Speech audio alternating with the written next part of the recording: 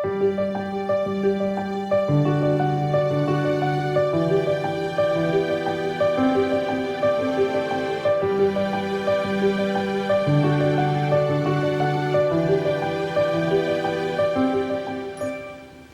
everybody, Debbie here with Garden Style. Okay, so we're starting the third part of my three-part fall series with some plants that you can put in containers. And most of these plants should take you through all winter long. Take you through the winter, I guess is what I'm trying to say. So in my very first video, I introduced to you Tuscan Flame Nandinas. So I'm going to be putting this in as my thriller plant. It will definitely be the centerpiece, mainly because of its size more than anything. But it's got some beautiful fall foliage to it.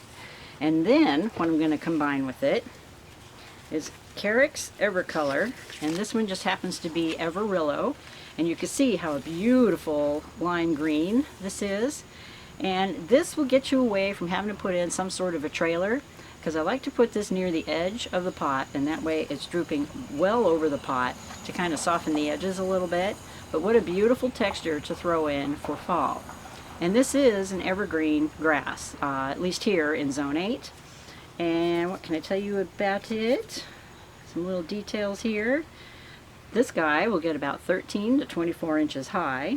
It is hardy down to Zone 6 through Zone 9. And it can take part sun to part shade. So it's perfectly happy as long as you can give it a little afternoon shade.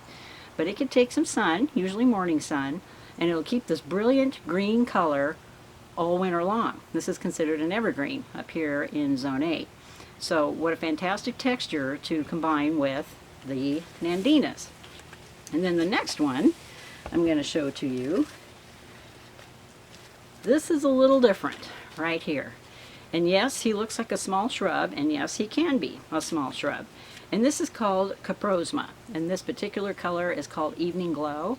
There are several different colors in the leaves right here, but this will stay evergreen during the winter time. It's a little tender, but where I'm putting it, it happens to be protected. But it just gets this beautiful multicolored leaf to it, and I can give you a close-up picture of that so you can get an idea what that looks like. And I'll flash a couple more up there of the other colors that they're available in. But I chose this one just because it's a little bit lighter, and it will pick up on the colors of the Nandina as well as the grasses, the Everillo that I showed you. And this one happens to be Evening Glow, and it will get about 48 to 60 inches high if you let it. I like to keep them trimmed. But for now, he's going to go in a container, and he'll just hold his own until next spring, and I decide on a place that I want to put it out in the garden. But as we know, the plants don't grow a whole lot during the fall and the winter time. So you can take advantage of their small size and put them in containers. And I'm taking advantage not only of its small size, but also its really pretty color. And this guy, he's hardy down to about 15 degrees. So we rarely ever get to that low a temperature, but if we do, he may drop some of his leaves. I highly doubt it'll affect his roots at all, but either way, I don't care. I'm after the color more than anything, and I think he'll just look stunning combined with all the rest of these plants once we get them in the container. So that's another one that's called Coprosma Evening Glow. And then I have another beautiful variety here, and a lot of you might be familiar with these. These are Heucheras, and these do great in the shade. They can also do great in the sun, as long as they get some afternoon shade. I find up here, especially during the hot summers, these can start to sizzle in the afternoons if they don't get a little bit of shade. And as you can see, this one's starting to get his blooms on him. So bonus. But what I really like about it, of course, is its color. It's very fallish. But look at the back side of the leaves. Aren't those gorgeous? So either way, front or back, it's a beautiful plant. And these, of course, will hold their own throughout the winter time. And the hardiness on this guy is, let's take a look here, down to Zone 4. And these are good from Zone 4 to Zone 9, not much warmer than that. And these just look great, either on the border of a garden. I like to group them together because then they can really create a statement. But just look at this color, it's just amazing. But they also serve a great purpose in containers. And so I'm going to show you here in just a minute how I combine all those. But Heuchera, and this particular variety is City Rio is the name of this one. And of course I'll list all the plants in the description box down below my video, so you don't have to keep looking for the names as I'm trying to talk about them. But I'm in love with this plant. It's a variety that's been out for a while now. I just haven't used it in any of my containers, but I think it'll combine well with all the other plants that we have. But yeah, just to show you, just look at the stunning colors together. And same with the Coprosma. You can see how it's just going to start to pull out a lot of that color, and I just can't wait to get it in the container. It's going to be really pretty. And then last but not least, I decided on one flower that I'm going to put in the container, and this happens to be Euphorbia glitz.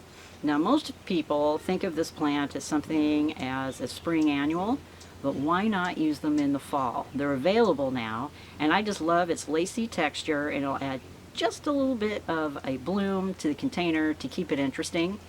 But these guys are not very hardy. We just treat them as annuals here. But it'll bloom from spring until the first frost. So I figured, why not? I'll throw him in there just for a little splash until, we get a really hard frost, and then he might be toast after that. But there are other plants like this, like the heaths or the heathers that I showed you in one of my previous videos. You can get them in white, and that would make a great contrast as well. So, or mums, just be creative as to how you want to add a little more color to the container. But I was on a mission this year to find foliage that works really well together, that has fantastic texture, that's going to survive the downpour rains that we have a tendency to get here in the Northwest. Because I find if I put mums in the pots, even pansies, they just get beaten to death after 2 or 3 weeks of a really hard rain.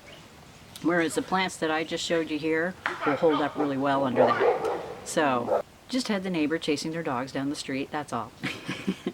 So anyway, stay tuned, and I will give you a video as to how I'm putting all this together so that you can see the end result. Okay, here goes nothing. Let's put together our first fall container for 2021. Talk to you soon.